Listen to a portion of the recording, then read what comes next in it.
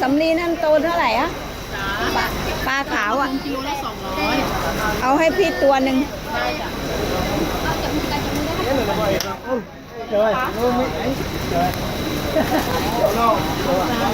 ตัวนี้160 บาทค่ะเอาอะไรเพิ่มไหมคะ ฮะ คุณก็รับได้นะพี่ พอแล้วค่ะ พอแล้วนะ พี่บอย6 ตัว ปีถอน40 บาท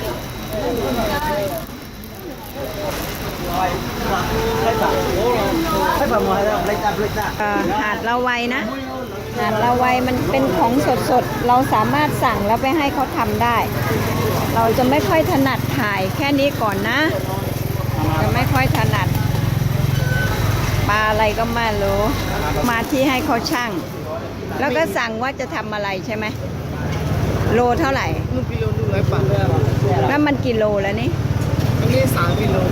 ก็ต้องเสียค่าทำ300Oh, we count it and then beside for 100 baht and then can eat. How that? We want to have fish. What you want it? Yeah, garlic or red one.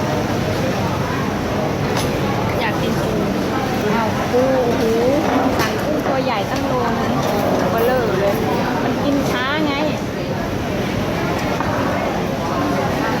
ป้าเอาแบบไหนเดี๋ยวเอาเส้นเอาไว้ครับ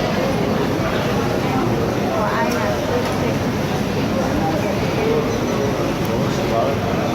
กาแฟครับ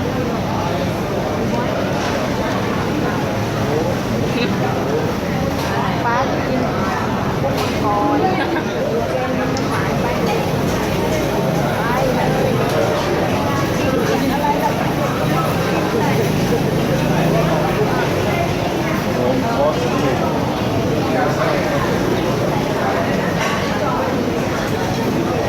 กุ้งกับปลา เอาปลาทอดยังกินอะไรนะคะ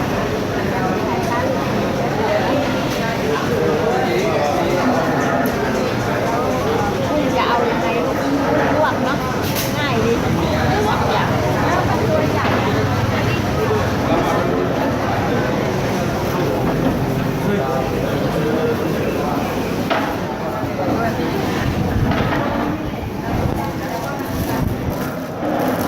แบบนี้เราเอาอะไรอ่ะเนี่ยแบบเนี้ย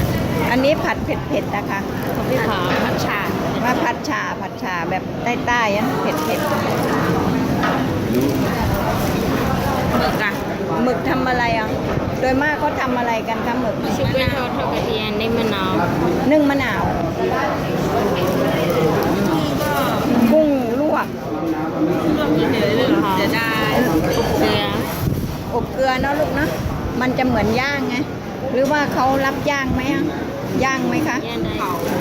านะย่าง กินหมดเลย หมดไม่หมดก็เอาหมดทีเดียวจบเลยกินให้ท้องแตกไปเลย นี่เผา อือหือ เผาโมเลไม่เอาเผาแบ่งเผาแล้วก็อีกอย่างทำอย่างอื่น ไม่เอาหมดเลย เผาหมดเลย อืม